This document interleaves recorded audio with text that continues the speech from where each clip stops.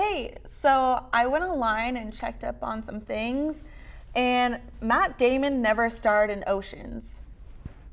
Yeah, he did.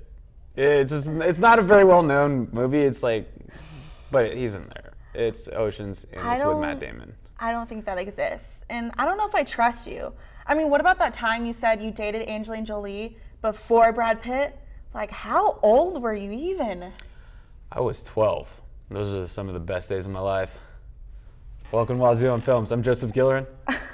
And I'm Katie Yates, and today we'll be reviewing Black Mass and Everest. And by the way, I kind of dressed up for that little Black Mass theme, you know, the 70s vibe. Yeah, I could see it, for sure.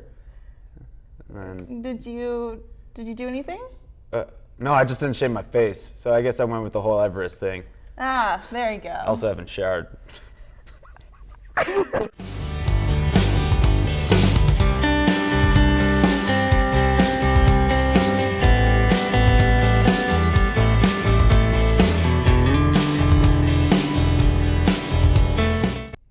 Here's a trailer for Black Mass. I need to know everything you know about the Winter Hill Gang, and specifically what you know about your former boss and now fugitive, James Whitey Bulger. Well, let's start. In the beginning, Jim was a small-town player. He's a very smart, disciplined man. Take your shot, but make it your best. Because I get up, I eat you. And the next thing you know, he's a damn kingpin. You know why? Because the FBI let it happen. I grew up with Jimmy and his brother Billy, the senator. And that is a bond that doesn't get broken. Your brother is wading into some very dark waters. Jimmy's business is Jimmy's business. We all need friends. Even Jimmy. Even you. I can help you, Jimmy, and you can help me. It's an alliance. We get the FBI to fight our wars, and we do whatever we want to do. For success. Just getting started. Till it's gone.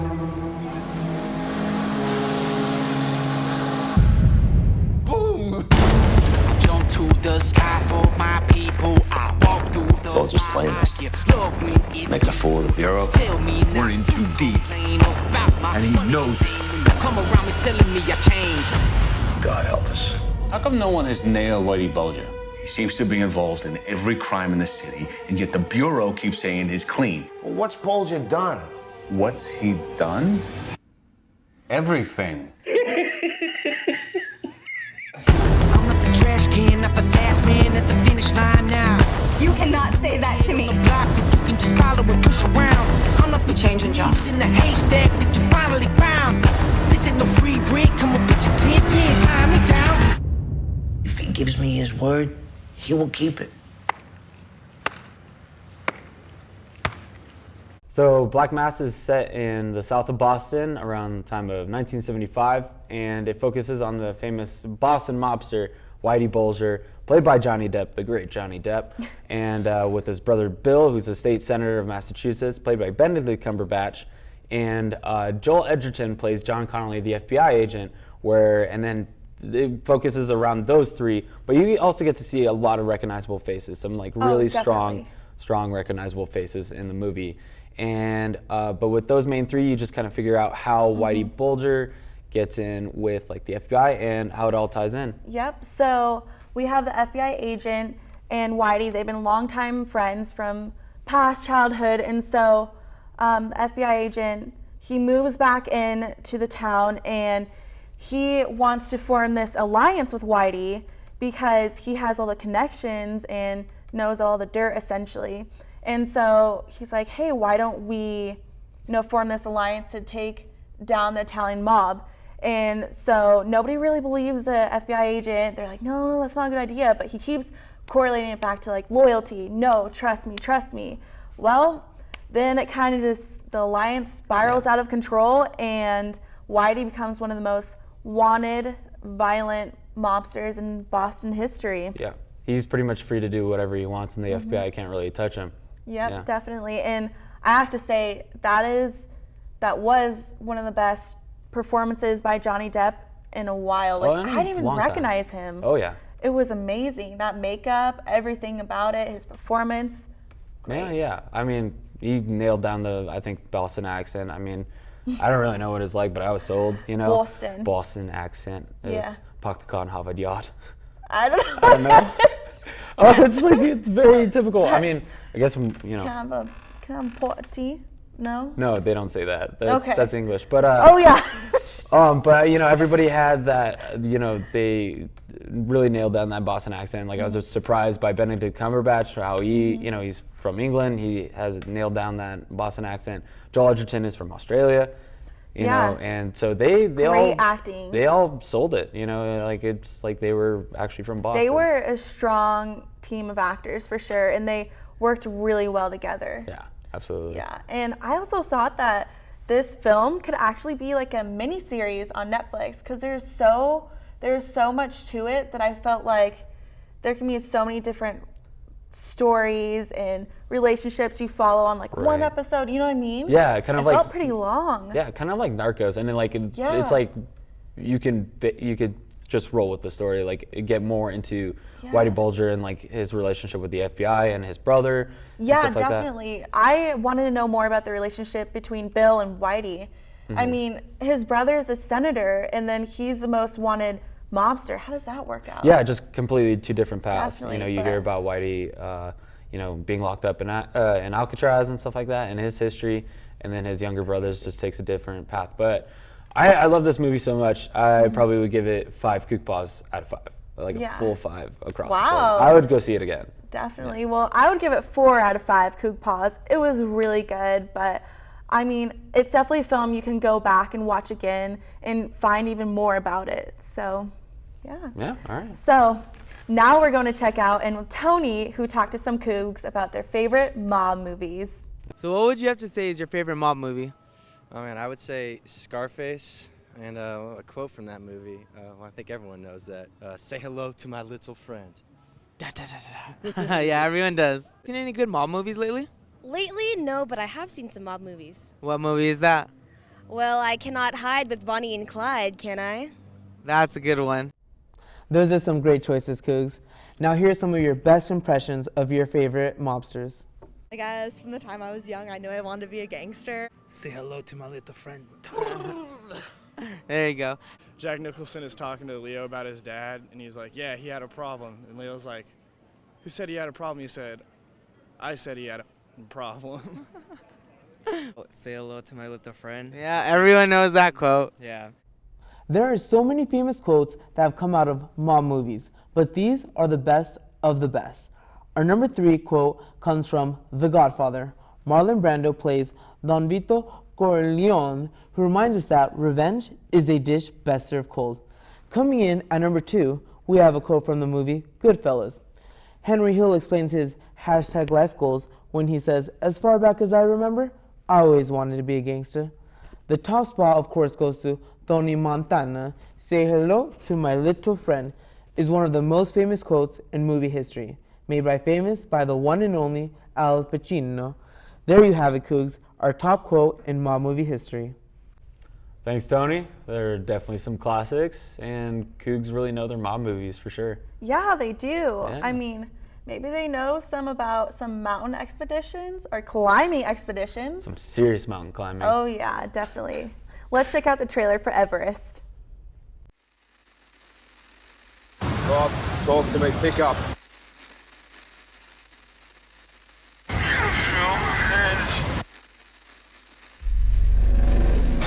Come on, mate, come on!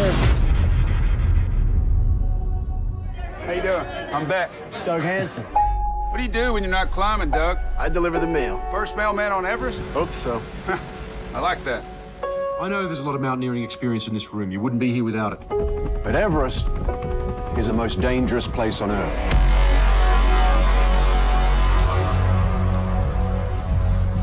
How's the weather?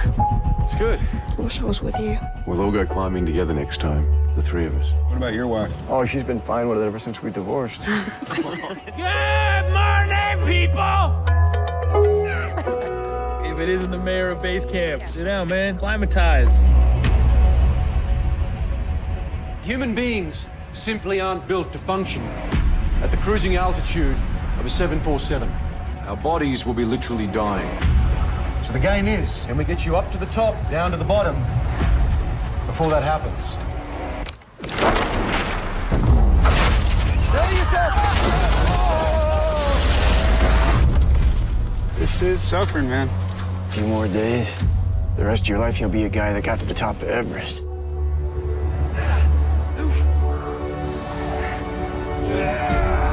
Roll for base. Rob, where are you? I'm on the top of Everest, Helen. Rob, pick up, mate. We got cloud coming up through the valley. It's a lot of it. Oh, no.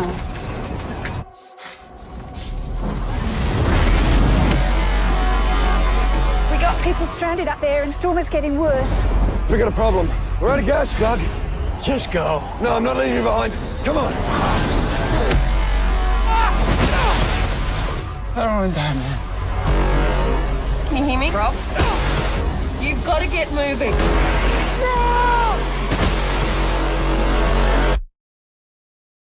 If anyone can make it, you can. I love you.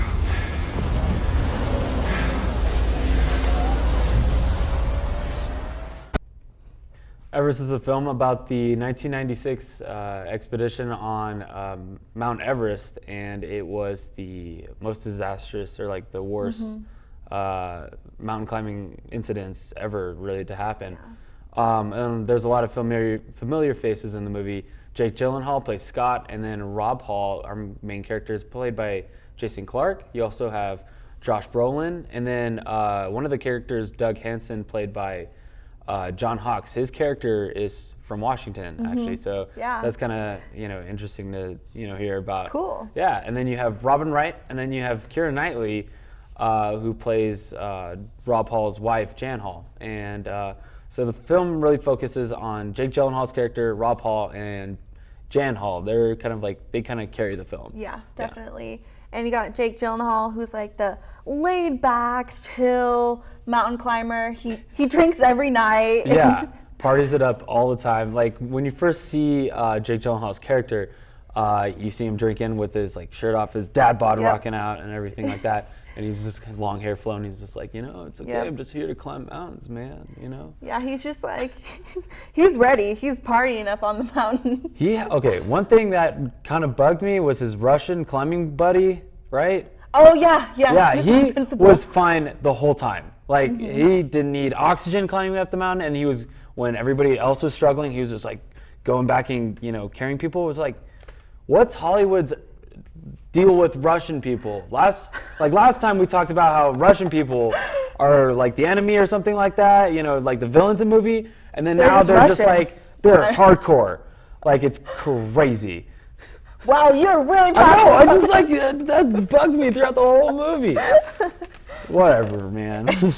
That's just my deal. But I mean, it's true. Yeah, I mean, right? Am I wrong? Yeah, Rob Hall is like the main character in the film, and then his wife, Jan Hall, played by Keira Knightley, like we said. Yeah, she kind of has a whole aspect of the family life through the film, and she is pregnant, and really makes you connect and feel a little more sympathetic and empathetic for all the characters when they're tying in more of a personal aspect to the film rather than the film just being about, the mountain. It's like the personal, their characters, their life, their family back home, and it's really cool to see those different perspectives. Did you cry?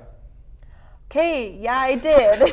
You don't need to bring that up. I'm sorry, I had to. I mean, I don't know why I had a really, I guess, positive outlook, or I don't know, I didn't. Yeah, a very optimistic outlook on it. Yeah, I mean, I did too. You're kind of going into the movie thinking like, okay, these guys are going to get out of it somehow. But no, people die. I mean, you should have known. I should have known it was based on a true event. They're climbing a mountain and stuff goes down. So. Yeah, and the cinematography was amazing. I really personally enjoyed the shots in between scenes where they did a big shot of Everest, and it just looks so peaceful, so safe, and then all of a sudden you're in the mountain and it's hectic, and it's just chaotic, it's bad. Yeah. And so you get kind of those two perspectives for sure. Right on. Yeah. Like very much so. Like you said, it's peaceful, and then the next minute, it's the main villain in the movie, pretty much. Definitely. And it kind of reminded me of the whole 127 Hours, which is it's by the same people who are the screenplay writers, and they co-wrote 127 Hours. Okay. So that makes sense. Makes a it lot kind of of gives sense. that survival mode for sure. For sure. And the technicality with like the not sound and the dialogue was perfect. Oh yeah, it was a good balance between the two. Like Definitely. you have, you know, your crazy storm, and then like you could still like. It was so clear. Yeah, the actors did a really good job of like, you know, kind of putting you in that setting of what it is to be on the mountain and to really experience a kind of harsh conditions like that. So definitely. Yeah. Overall, I would say 4 out of 5 Coug paws. Yeah. Yeah. I'd give it this. It was kind of slow for me at the start of the film, and then it really picks up in the end. It's just you have your very like shocking moments that like really stick with you after the film. So I would definitely give it a 4 out of 5 Coug paws as well. Yeah. Everest was a great movie, and I definitely recommend bringing tissues. But join us on the next episode of Wazzu on Film, and thanks for tuning in. We'll see you later.